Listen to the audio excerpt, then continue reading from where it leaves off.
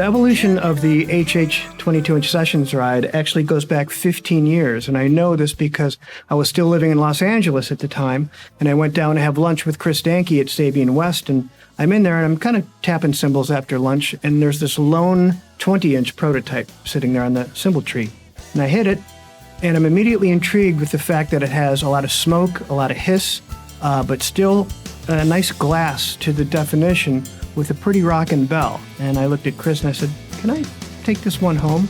And he said yes.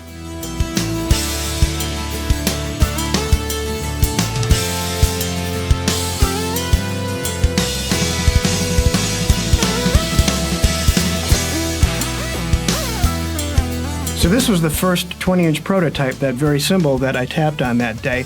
And this became my main ride outside of the band from about 2005 on. I used it on a bunch of records, Methods and Mechanics DVD, Modern Drummer 2008 festival.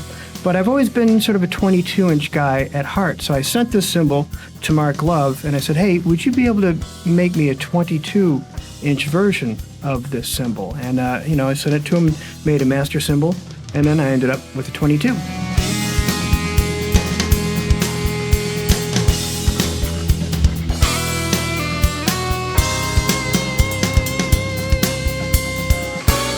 I like a cymbal with a ride when the bell is a little bit up from the tonic note of the cymbal. So you really get a da-da-ding, da-da-ding, da-da-ding.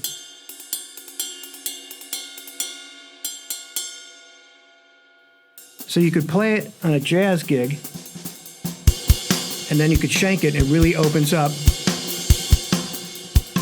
And then the definition comes right back, and it's got a poppin' bell to it.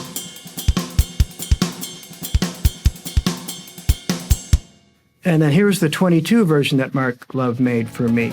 And basically it's the same cymbal, just another 2 inches. It's got a big bell. It has all the same attributes. I used this as my main ride cymbal on just a ton of records, a ton of recording sessions, including Styx's The Mission from 2017. It's on Methods and Mechanics 2. And I really wanted to be able to use this cymbal with a band. And I thought this cymbal was still a little too light. So I wanted to add a little bit more weight in this section of the cymbal. So I was sent yet another prototype.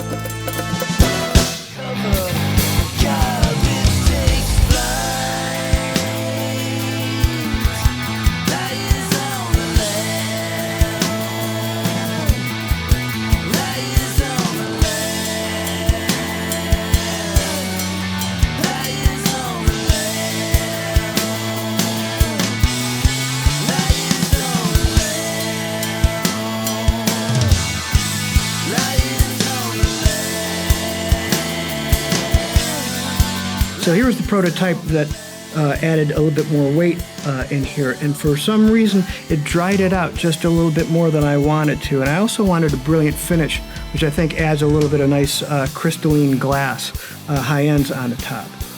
So we sent a couple other prototypes, and we ended up with the hand-hammered HH Sessions ride.